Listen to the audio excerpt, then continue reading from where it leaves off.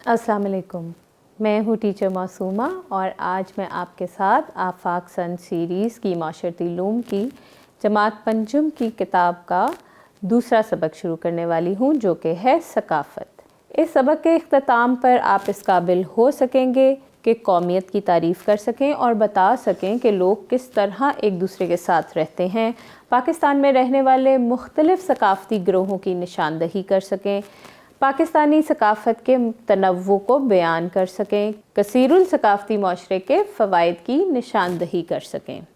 کچھ کانسیپٹس جو اس چیپٹر میں ہم پڑھیں گے، مختلف ثقافتی گروہ، پھر پاکستان کی ثقافت کے تنوع کے بارے میں پڑھیں گے، قومیت، پھر کثیر الثقافتی معاشرے کے فوائد، اور اس کے علاوہ اگلے سبق میں ہم سوشل میڈیا اور بڑے پیمانے پر اطلاعات پہنچانے والے ذرائع، اطلاعات کے مختلف ذرائع کے فوائد اور نقصانات، یہ کانسیپٹس ہم آج کے اس سبق میں پڑھیں گے۔ تو شروع کرتے ہیں مختلف ثقافتی گروہ سے۔ دنیا بھر میں لوگوں کے رہن سہن کے طریقے اور رسم و رواج مختلف ہوتے ہیں۔ لوگ مختلف زبانیں بولتے ہیں، مختلف لباس پہنتے ہیں، مختلف قسم کے کھانے کھاتے ہیں۔ لباس، خوراک، زبان، روایات، عقائد، کھیل اور رہن سہن کے طریقے ثقافت کہلاتے ہیں۔ ہم پاکستانی ثقافت کی اگر بات کریں، پاکستان میں مختلف ثقافتی گروہ آباد ہیں۔ ان ثقافتی گروہوں میں سندھی، پنجابی، بلوچ، پختون، گلگتی، بلتی اور کشمیری زیادہ نمایاں ہیں۔ اگر ہم ان علاقوں میں جائیں تو ہمیں مختلف روایات، زبانوں اور کھانوں کا امتزاج ملتا ہے۔ اسلام کی آمد کے بعد ایران، ترکی اور افغانستان اور وسطی ایشیا سے بڑی تعداد میں مسلمان یہاں آ کر آباد ہوئے، جس کے نتیجے میں پاکستان میں ایک رنگا رنگ ثقافت کی بنیاد پڑی۔ آئیے ان مختلف ثقافتی گروہوں کا جائزہ لیتے ہیں۔ سب سے پہلے بات کرتے ہیں پنجابی ثقافت کی۔ پنجابی ثقافت دنیا کی قدیم ترین ثقافتوں میں شمار ہوتی ہے۔ یہاں کا فن تعمیر، عرس، میلے، کھانے اور لوک کہانیاں شاندار تاریخ کی عکاسی کرتے ہیں۔ پنجاب ہمیشہ سے ثقافتی اقدار اور امن کا گہوارہ رہا ہے۔ سندھی ثقافت۔ سندھی ثقافت کا ارتقاء وادی سندھ کی قدیم تہذیب سے ہوا۔ محمد بن قاسم نے 8ویں صدی میں سندھ فتح کر کے یہاں اسلام کا پرچم لہرایا۔ صوفیاء کرام نے سندھی ثقافت پر تصوف کا گہرا اثر ڈالا۔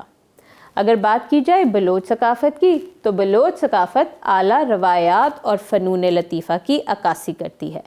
یہاں کا قبائلی نظام اور خاص تہوار اہمیت رکھتے ہیں۔ شاعری اور داستان گوئی بھی بلوچ ثقافت کی ایک امتیازی خصوصیت ہے۔ پشتون ثقافت مذہبی عقائد اور روایات پر مبنی ہے۔ پشتونوں کی زندگی سادہ ہوتی ہے۔ وہ پشتون ولی کا روایتی طرز زندگی اختیار کرتے ہیں۔ میزبانی، جفاکشی اور بہادری یہاں کے لوگوں کی ثقافت کا خاصہ ہے۔ کشمیری ثقافت۔ کشمیری ثقافت یہاں کے ملبوسات، کھانوں، تہواروں اور فنون کی صورت میں اجاگر ہوتی ہے۔ کشمیری دستکاریاں، خاص طور پر نقش نگاری اور فن تعمیر، یہاں کی ثقافت کی خاص پہچان ہے۔ گلگت بلتستان کی ثقافت کی بات کی جائے، گلگت بلتستان کی ثقافت شینا اور ہنزا کی ثقافت کہلاتی ہے۔ بلتی لوگ بہت خوش مزاج اور مہمان نواز ہوتے ہیں۔ کشیدہ کاری، کڑھائی، اونی گرم کپڑے اور ٹوپیاں یہاں کی ثقافت کی نمائندگی کرتے ہیں۔ آپ ساتھ ساتھ ان کی تصاویر بھی دیکھ سکتے ہیں، جہاں پر ان کے لباس بھی دکھائے گئے ہیں۔ اب پاکستان کی ثقافت کے تنوع کی بات کرتے ہیں۔ پاکستان کا ثقافتی تنوع۔ ابھی ہم نے بات کی کہ پاکستان ایک کثیر الثقافتی ملک ہے۔ اگرچہ یہ مختلف ثقافتی گروہوں کا ایک مسکن ہے، لیکن یہاں بسنے والے تمام گروہ آپس میں مل جل کر رہتے ہیں۔ ان ثقافتی گروہوں کی مختلف دستکاریاں، زبانیں، پکوان، لباس وغیرہ الگ ہیں۔ آئیے ان رنگا رنگ ثقافتی خصوصیات کا جائزہ لیں۔ فنون لطیفہ۔ پاکستان کے فنون لطیفہ میں دستکاری بہت بنیادی اہمیت رکھتی ہے۔ لوگ ان دستکاریوں کو ہاتھوں اور سادہ اوزاروں کی مدد سے تیار کرتے ہیں۔ ان چند مثالوں کے بارے میں دیکھیے، یہاں پر خطاطی، سنگ مرمر کی مصنوعات، قالین بنانے کی ایک صنعت ہے، لکڑی پر نقش نگاری کی جاتی ہے، اونٹ کی کھال کے لیمپ بنائے جاتے ہیں، یہ سب دنیا بھر میں بہت مشہور ہیں۔ اس کے علاوہ چنیوٹ کی لکڑی پر نقش نگاری اور دھاتی پیتل کا کام بھی اپنے منفرد اور فنی خوبصورتی کے باعث جانا جاتا ہے۔ کمالیہ کے کھدر اور فیصل آباد کی چادروں کی بھی بہت اہمیت ہے۔ ٹیکسلا کی سنگ مرمر کی مصنوعات، حیدرآباد کی چوڑیاں، اجرک اور چھپائی والے کپڑے، اس کے علاوہ سیالکوٹ میں کھیلوں کا سامان اور آلات جراحی اور وزیر آباد کے چھری کانٹے بھی بے حد مقبول ہیں۔ زبانوں کی بات کی جائے تو اردو پاکستان بھر میں رابطے کی زبان ہے۔ اس کے علاوہ ملک کے مختلف حصوں میں مختلف زبانیں بولی جاتی ہیں۔ ہر علاقائی زبان میں شاعری، لوک گیت، کہانیاں اور ادب تخلیق ہوتا ہے۔ پاکستان کی چند علاقائی زبانیں جو یہاں بولی جاتی ہیں، جیسے پنجاب میں بولی جانے والی زبانوں میں زیادہ تر پنجابی اور سرائیکی ہیں۔ سندھی زبان سندھ میں بولی جاتی ہے۔ خیبر پختونخوا کے لوگ پشتو اور ہندکو بولتے ہیں۔ بلوچی، پشتو اور براہوی بلوچستان میں بولی جانے والی زبانیں ہیں۔ کشمیر میں زیادہ تر لوگ پہاڑی اور کشمیری زبانیں بولتے ہیں۔ گلگت بلتستان میں شینا، بروشسکی، وخی اور بلتی زبانیں بولی جاتی ہیں۔ میلے اور تہوار، قومی، مذہبی اور علاقائی تہوار، میلے اور عرس وغیرہ پاکستان میں بہت جوش و خروش سے منائے جاتے ہیں۔ عید الفطر اور عید الاضحیٰ دو بڑے مذہبی تہوار ہیں جنہیں ملک بھر کے مسلمان خوشی سے مناتے ہیں۔ پنجاب میں بہار کی آمد اور فصل کی کٹائی کے موقع پر جشن بہارا کا اہتمام ہوتا ہے۔ سندھ کے لوگ سندھ فیسٹیول، جشن لاڑکانہ اور دیگر مقامی تہوار مناتے ہیں۔ اگر ہم پکوانوں کی بات کریں، پاکستان میں مختلف قسم کے ذائقے دار پکوان پسند کیے جاتے ہیں۔ دودھ، گوشت، سبزیاں، دالیں اور چاول، یہ سب یہاں کے لوگ بہت مختلف طریقوں سے بناتے ہیں اور بہت پسند کرتے ہیں۔ لسی، ساگ، مکئی کی روٹی، حلوہ پوری، سری پائے اور زردہ یہ زیادہ تر پنجابی لوگوں کے پسندیدہ پکوان ہیں۔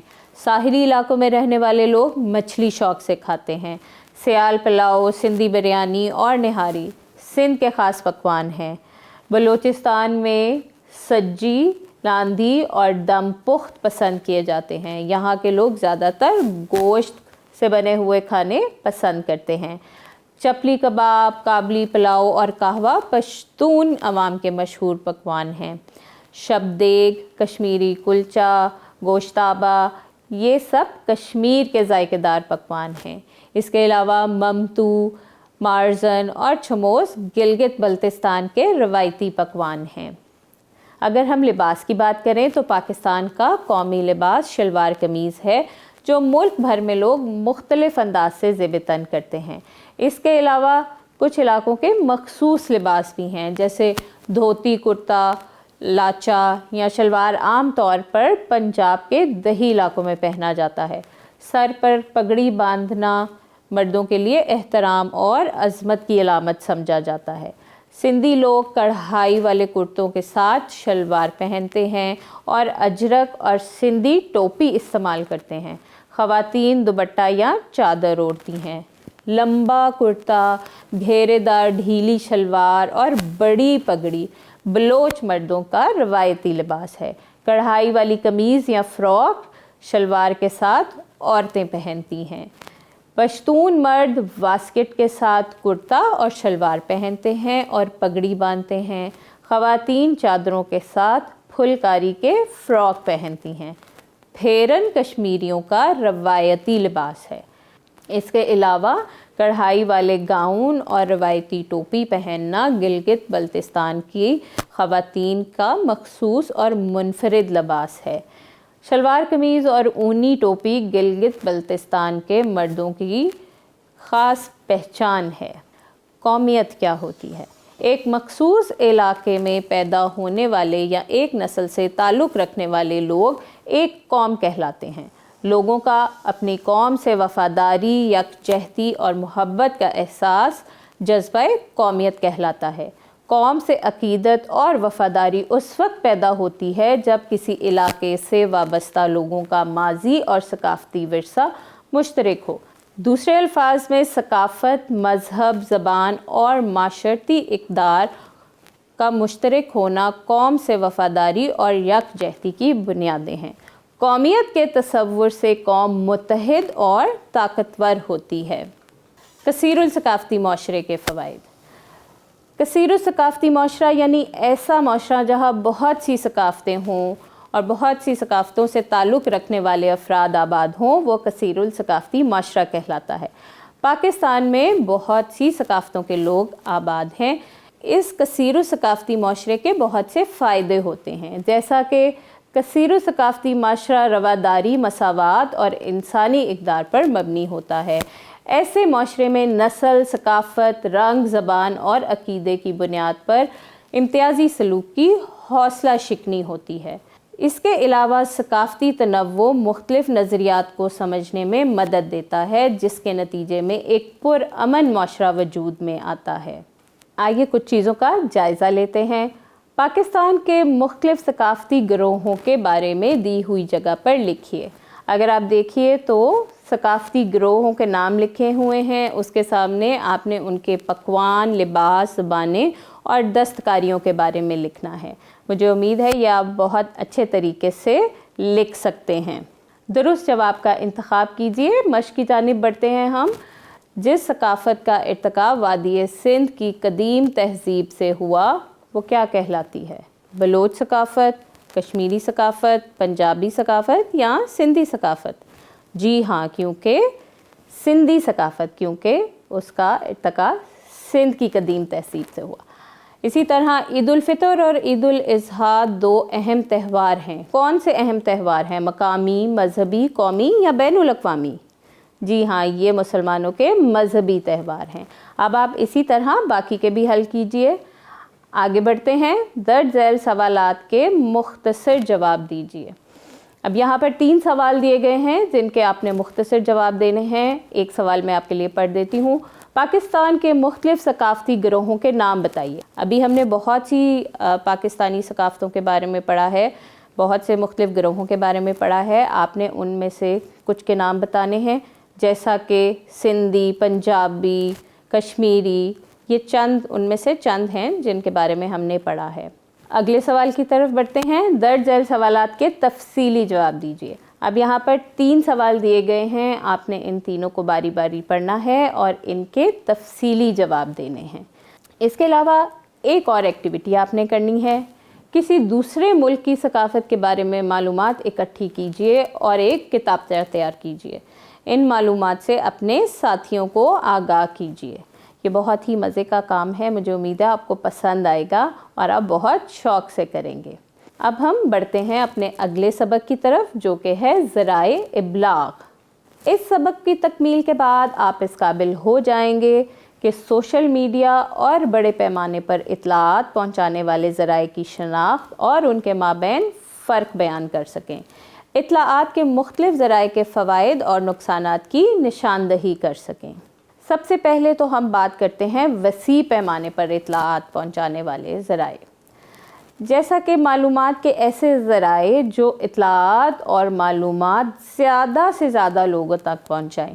وسیع پیمانے پر اطلاعات پہنچانے والے ذرائع یا ماس میڈیا کہلاتے ہیں۔ یہ ذرائع مختلف موضوعات کے بارے میں اطلاعات اور خبریں لاکھوں لوگوں کو بہم پہنچاتے ہیں۔ وسیع پیمانے پر اطلاعات پہنچانے والے ذرائع ابلاغ میں اخبار، رسائل، ریڈیو، ٹیلی ویژن اور ڈیجیٹل میڈیا شامل ہیں۔ آئیے ان کے بارے میں جانتے ہیں۔ سب سے پہلے اخبارات اور رسائل کی بات کرتے ہیں۔ اخبارات اور رسائل ایسے ذرائع ابلاغ ہیں جن تک دنیا بھر کے بیشتر لوگوں کی رسائی ہوتی ہے۔ اخبارات دنیا میں ہونے والے مختلف واقعات اور تقریبات کی خبریں دیتے ہیں۔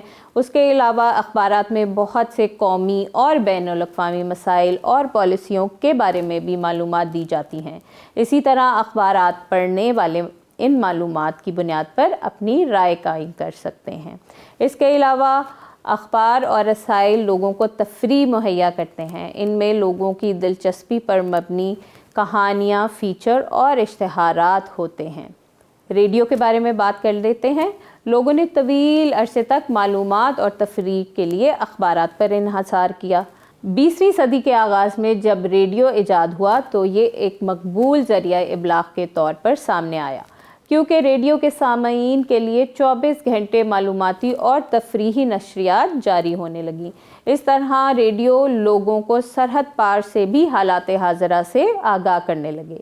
ریڈیو کی مقبولیت آج بھی برقرار ہے۔ ریڈیو الیکٹرانک میڈیا کی ایک ایسی قسم ہے جس کو آپ کہیں بھی لے جا سکتے ہیں۔ اسے آپ گاڑی چلانے کے دوران بھی سن سکتے ہیں۔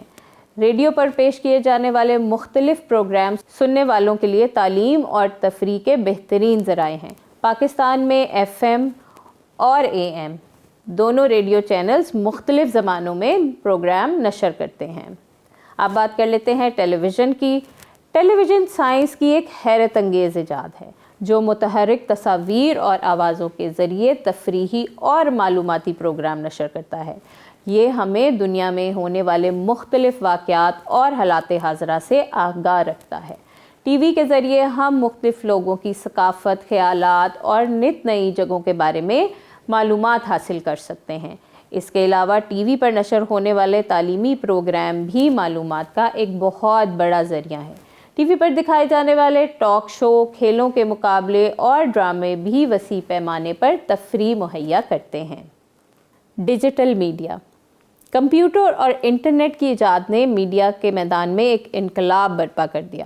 معلومات اور اطلاعات پہنچانے والے روایتی ذرائع ڈیجیٹل میڈیا کا روپ دھار چکے ہیں۔ ڈیجیٹل میڈیا کی بدولت ہم کمپیوٹر یا موبائل کی اسکرین پر اخبارات اور رسائل پڑھ سکتے ہیں، ریڈیو پروگرام سن سکتے ہیں اور مختلف ٹی وی چینلز بھی دیکھ سکتے ہیں۔ ڈیجیٹل میڈیا مختلف ویب سائٹس اور بلاگ کی مدد سے تازہ ترین معلومات حاصل کرنے کا ایک بہت اہم ذریعہ ہے۔ سوشل میڈیا ایسے آن لائن ذرائع ابلاغ جن کے ذریعے لوگ ایک دوسرے سے جڑ گئے ہیں اور اپنی معلومات اور خیالات کا تبادلہ ایک دوسرے سے کرتے ہیں، سوشل میڈیا کہلاتے ہیں۔ سوشل میڈیا اور وسیع پیمانے پر اطلاعات پہنچانے والے ذرائع میں واضح فرق یہ ہے کہ سوشل میڈیا دو طرفہ رابطے اور معلومات کے ذرائع ہیں، جبکہ ماس میڈیا یا وسیع پیمانے پر اطلاعات پہنچانے والے ذرائع یک طرفہ معلومات پہنچانے کے ذرائع ہیں۔ سوشل میڈیا کے ذریعے دنیا بھر کے لوگ ایک دوسرے سے منسلک ہو گئے ہیں۔ سوشل میڈیا نے نہ صرف عام لوگوں کو ایک دوسرے کے قریب کر دیا ہے، بلکہ اس پلیٹ فارم سے عوام اپنے پسندیدہ پروگراموں اور خبروں کے متعلق اپنا رد عمل بھی دے سکتے ہیں۔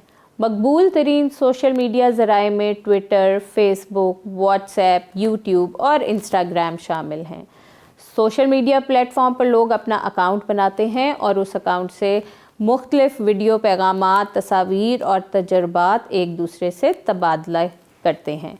لوگ سوشل میڈیا کے ذریعے اپنے رشتہ داروں اور دوستوں کے ساتھ بھی رابطے میں رہتے ہیں۔ اس کے علاوہ بہت سے کاروبار اور کمپنیاں سوشل میڈیا کا استعمال کرتے ہوئے اپنی مصنوعات کی تشہیر اور فروخت کرتی ہیں۔ اب اطلاعات کے مختلف ذرائع کے فوائد اور نقصانات کے بارے میں جانتے ہیں۔ ذرائع ابلاغ کے جہاں کچھ فوائد ہیں وہاں کچھ نقصانات بھی ہوتے ہیں۔ پہلے ہم فوائد کے بارے میں بات کر لیتے ہیں۔ ٹیلی ویژن، ریڈیو، انٹرنیٹ اور اخبارات تفریح کے بڑے ذرائع ہیں۔ لوگوں کو مختلف مسائل، صحت کے معاملات، تعلیم، کاروبار اور موسم سے متعلق آگاہی فراہم کرتے ہیں۔ ان کی مدد سے لوگوں کو ایک دوسرے کے قریب آنے اور سمجھنے کا موقع ملتا ہے۔ یہ لوگوں کے مسائل نمایاں کر کے حکام کو ان کے مسائل سے آگاہ کرتے ہیں۔ اگر نقصانات کی بات کی جائے تو اس کے ذریعے لوگوں کے بارے میں افواہیں پھیلائی جاتی ہیں اور منفی رائے بھی قائم کی جاتی ہے۔ ان کا مسلسل استعمال صحت کے لیے مضر ہے، جیسے کمپیوٹر یا ٹی وی اسکرین کو مسلسل دیکھتے رہنے سے آنکھیں متاثر ہوتی ہیں اور یادداشت پر بھی منفی اثرات مرتب ہوتے ہیں۔ مختلف ٹی وی پروگرام دیکھ کر لوگ وقت بھی ضائع کرنے کے عادی ہو چکے ہیں اور بعض اوقات معلومات کے ذرائع غیر مستند ہوتے ہیں جو بڑے پیمانے پر غلط فہمی اور افراتفری پیدا کرنے کا باعث بنتے ہیں۔ اب ایک ایکٹیویٹی کی طرف میں آپ کو لے کے چلتی ہوں۔ آپ کے سامنے ایک بہت خوبصورت سی تصویر آ رہی ہے۔ اب اس کے اوپر کچھ ٹاپکس لکھے ہوئے ہیں۔ آپ نے کیا کرنا ہے کہ آپ نے ان میں سے کسی ایک ٹاپک کا انتخاب کرنا ہے اور اس کا ایک پوسٹر بنانا ہے، جیسے آلودگی کم کرنا، اساتذہ، والدین اور بزرگوں کا احترام کرنا، اصول اور قوانین کی پابندی کرنا۔